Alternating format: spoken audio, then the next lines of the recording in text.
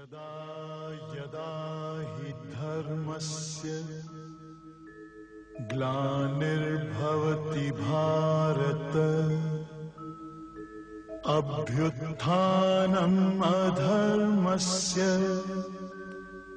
तदात्मानं सृजाम्यहम् परित्राणाय साधूनां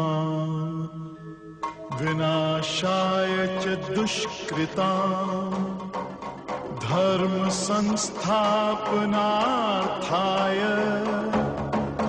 संभवामि युगे युगे।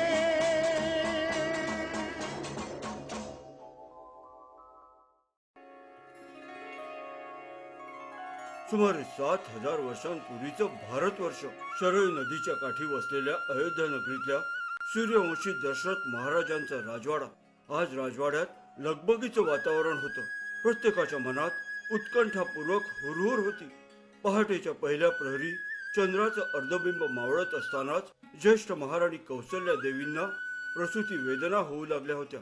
आता मध्यान्नीची घटिका सरली होती आणि तेवढ्यात आतुरतेनं वाट पाहत असलेल्या सर्वांच्या कानावर अंतःपुरातून आलेला बाळाच्या रडण्याचा आवाज पडला आणि युवराज राम लल्लांच्या आगमनानं सगळा आसमंतच हर्षोल्लासानं भरून गेला. आदर्श पुत्र, एक पत्नी, आदर्श पती, आदर्श राजा, मरणांतानी वैराणी म्हणून वधानंतर रावणालाही भाऊ मानणारा आदर्श शत्रू असे धर्माच्या सर्व मर्यादा पाळणारे श्रीराम भारतीय संस्कृतीचे मर्यादा पुरुषोत्तमाचे प्रतीक तर झालेच, पण त्यांचं संघर्षमय जीवन पराधीन आहे जगती पुत्र मानवाचा ह्याची आठवण करून देणारं द्योतक झालं. श्रीरामांच्या जन्माच्या सुमारे 2000 वर्षांनंतरची भारत वर्षातली कंस राजाच्या राज्यातली मथुरा. काळोखी वादळी रात्र, कडकडणाऱ्या काळ्या ढगांनी भरलेल्या आकाशात विजांच्या लखलखाटामध्ये चंद्राचं अर्धबिंब दिसत होतं. मथुरेचा राजा उग्रसेनाची लाडकी पुतणी देवकी पती वसुदेवांसह तिच्याच भावाच्या क्रूर कंसाच्या जुलमामुळे कारागृहात एकाकी प्रसूती वेदना सहन करत होती. पहिल्या 7 मुलांची कंसाने निर्दयतेने हत्या केली होती आणि म्हणून या 8व्या अपत्याला वाचवण्यासाठी वसुदेवांनी गुप्त योजना आखली होती. तरीही निसर्गाच्या तांडवामुळे मन साशंकतेने भरून आलं होतं, परंतु ते निसर्गाचं तांडवच त्यांच्या कामी आलं. बरोबर मध्यरात्रीच्या प्रहरी जेव्हा बाळाचा जन्म झाला तेव्हा ढगांच्या प्रचंड गडगडाटामुळे त्याचा पहिला रडण्याचा आवाज ढाराढूर झोपलेल्या पहारेकऱ्यांना ऐकूच आला नाही. 9 महिने उदरात सांभाळलेल्या तान्याला देवकी मातेनं काळजावर दगड ठेवून वसुदेवांच्या हवाली केलं आणि त्या काळजाच्या तुकड्याला सांभाळत वसुदेव कारागृहातून गुपचूप बाहेर पडून वादळ वाऱ्याला आणि कोसळणाऱ्या पावसाला तोंड देत पूर आलेल्या यमुनेला ओलांडून गोकुळात नंदाच्या घरी पोहोचले. आपल्या वंशाचा दिवा यशोदेच्या कुशीत सोडून परतताना गलबललेलं पित्याचं हृदय कर्तव्य पूर्ततेच्या समाधानानं भरून आलं. गोपालक नंदाच्या गोकुळात सवंगड्यांसह वर चढून हंडीतलं दही खाणारं लढीवार बाळ, वृंदावनात गोपिकांसह रास लीला करणारा अवखळ युवक, द्रौपदीची भर सभेत विटंबना होत असताना तिला वस्त्र पुरवून तिची लाज राखणारा बंधू, अर्जुनाला कर्मयोगी नीती तत्वांच्या उपदेशानं कर्तव्य पालनाला उद्युक्त करून युद्धाला प्रोत्साहित करणारा सारथी. श्रीकृष्णाची ही विविध रूप वास्तवाला साहित्य आणि इतर कलाविष्कारातल्या कल्पना विलासानं अधिक लोभस उत्कट केलेली. खरं तर श्रीकृष्ण हे व्यक्तिमत्व इतकं भव्य दिव्य आहे की ते पूर्णतः साकारणंच अशक्य आहे. श्रीराम आणि श्रीकृष्ण जिथे जन्माला आले ती ही आपली पवित्र भारतभूमी. संभवामी युगे युगे ह्या भगवद्गीतेतल्या श्रीकृष्णाने अर्जुनाला दिलेल्या वचनाची प्रचिती म्हणून युगायुगात आपल्या भारतभूमीत जन्माला आल्या श्रीराम श्रीकृष्णासारख्या महान व्यक्ती विज्ञान, साहित्य, कला अशा विविध क्षेत्रात त्यांनी केलेल्या बहुमोल कार्यामुळे मानवाची आस्था गायची प्रगती शक्य झाली आणि मानवी जीवन अधिक समृद्ध झालं. भारतवर्षात प्राचीन काळापासूनच आयुर्वेद आणि तत्सम विद्याशाखांमधून वैद्यकीय शास्त्र अवगत होतं. अथर्व वेदाचा उपवेद म्हणजे आयुर्वेद. आयुर्वेद शास्त्रामध्ये अतुलनीय योगदान देणारे संशोधक सुश्रुताचार्य इसवी सन पूर्व 600 ते इसवी सन पूर्व 512 चा कालखंड गंगेच्या काठी आजच्या वाराणसी शहराच्या परिसरात शल्य विशारद सुश्रुताचार्य आपल्या विद्येचा अभ्यास आणि प्रसार करत होते. विद्येचा शोध लागलेला नव्हता. शस्त्रक्रियेला आवश्यक साधनही तुटपुंजी होती.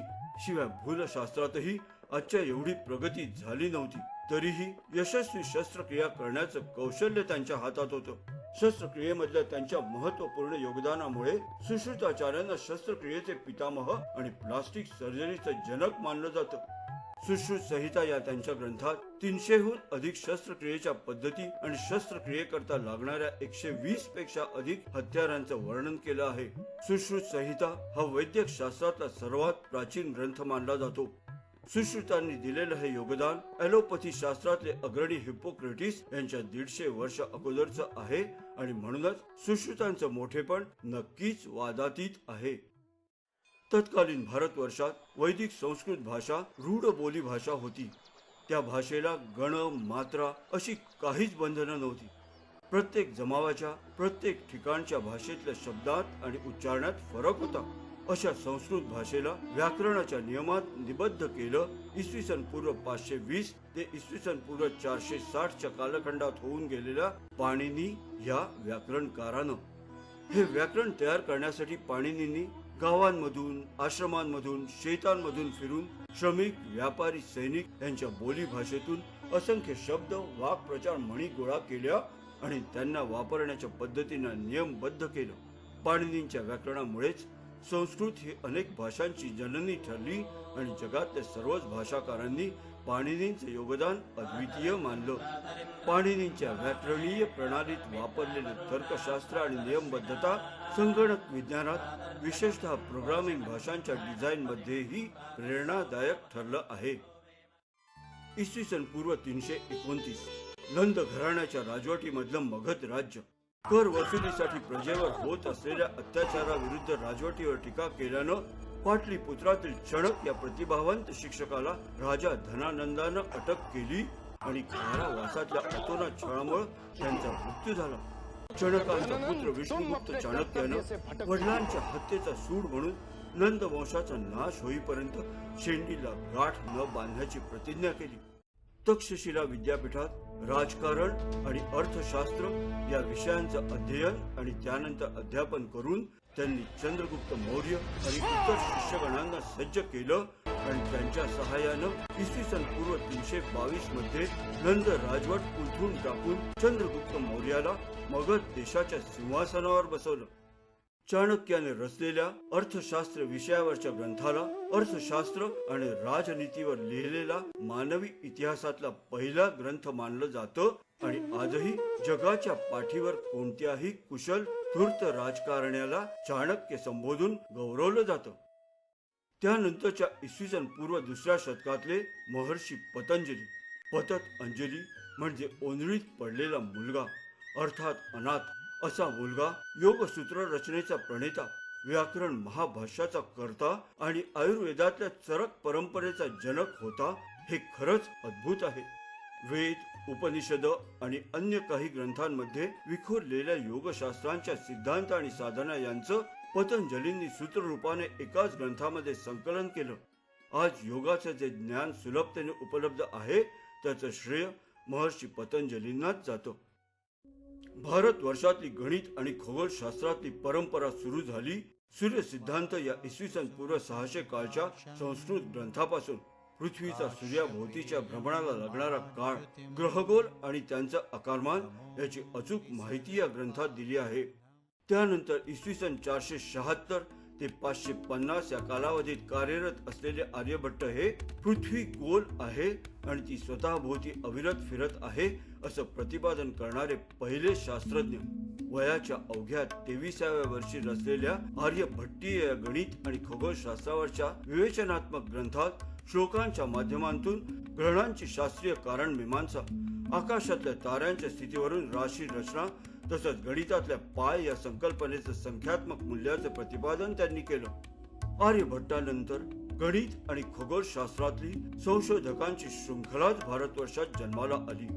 पंचसिद्धांतिका लिहिणारे वराह मिहिर आपल्या ब्रह्मस्फुट सिद्धांतात गुरुत्वाकर्षणाचं सर्वप्रथम प्रतिपादन करणारे आणि क्वाड्रॅटिक इक्वेशनचा शोध लावणारे ब्रह्मगुप्त आणि अंकगणित आणि बीजगणितावर सिद्धांत शिरोमणी हा ग्रंथ लिहिणारे भास्कराचार्य, भारतवर्षातल्या अतिप्राचीन मानववंशाच्या सुसंस्कृतपणाचं द्योतक म्हणजे त्याला लाभलेली साहित्य आणि ललित कलांची परंपरा, वेद, उपनिषद, रामायण, महाभारत, भागवत पुराण आणि त्यानंतर इसवी सन 4थ्या किंवा 5व्या शतकात झालेले महाकवी कालिदास.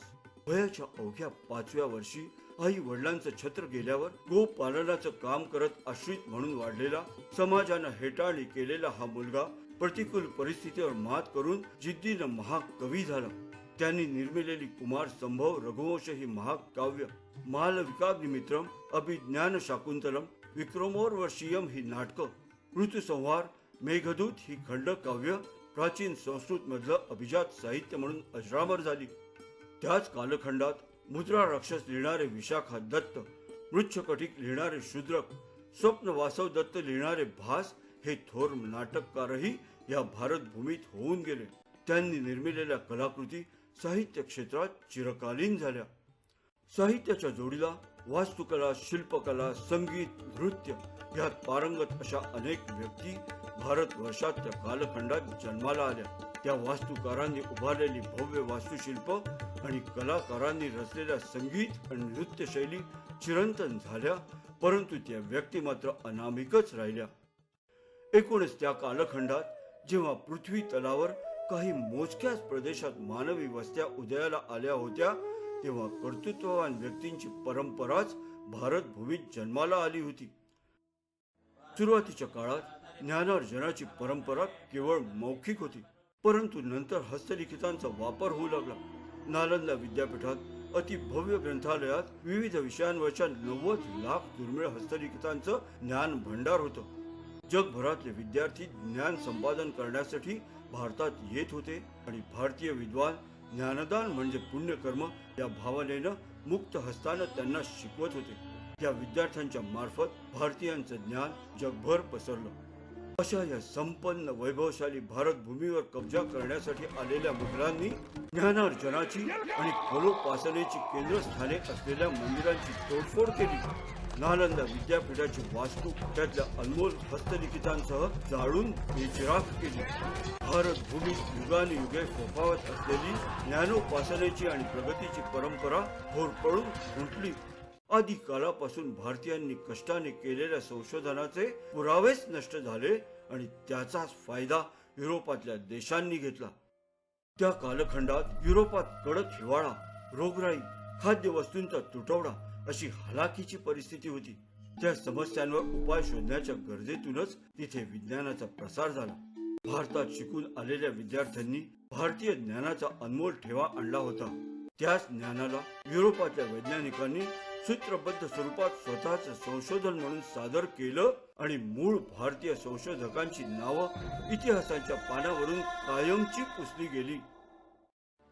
मुघलांनंतर भारतवर्षात शिरकाव केलेल्या युरोपियन वसाहतवाद्यांनी इंग्रजी वेष्टनात गुंडाळलेल्या त्याच मूळ भारतीय ज्ञानाच्या जोरावर भारतीयांच्या मानसिकतेवर हल्ला केला आणि इंग्रजी शिक्षण म्हणजेच आधुनिक शिक्षण असा न्यूनगंड भारतीयांच्या मनात कायमचा बिंबवला.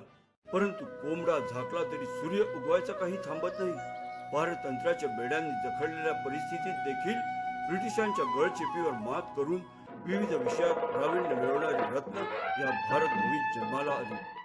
1895 मध्ये मार्कोनीच्या आधी रेडिओ प्रक्षेपणाचे यशस्वी प्रयोग करून दाखवणारे जगदीशचंद्र बोस, 1913 मध्ये नोबेल पारितोषिक मिळवणारे जगातले पहिले गैर युरोपियन गुरुदेव रवींद्रनाथ टागोर, भारताच्या थोर संस्कृतीचा आणि उदात्त मानवतावादी तत्वज्ञानाचा जगाला परिचय करून देणारे महान विचारवंत स्वामी विवेकानंद, 1887 ते 1919 या अवघ्या 32 वर्षाच्या जीवन कालखंडात गणिताच्या क्षेत्रात अफाट काम करून गेलेला जगातला असामान्य प्रतिभेचा गणिती श्रीनिवास रामानुजन, भारतात काम करून 1930 मध्ये नोबेल पारितोषिक मिळवणारे एकमेव भौतिक शास्त्रज्ञ CV रमण, वैद्यक शास्त्रात नोबेल पारितोषिक मिळवणारे जैव रसायन शास्त्रज्ञ हरगोविंद खुराना, स्वातंत्र्य लढ्याच्या भडकलेल्या अग्निकुंडातून भरारी घेतलेले हे भारत मातेचे तत्कालीन सुपुत्र.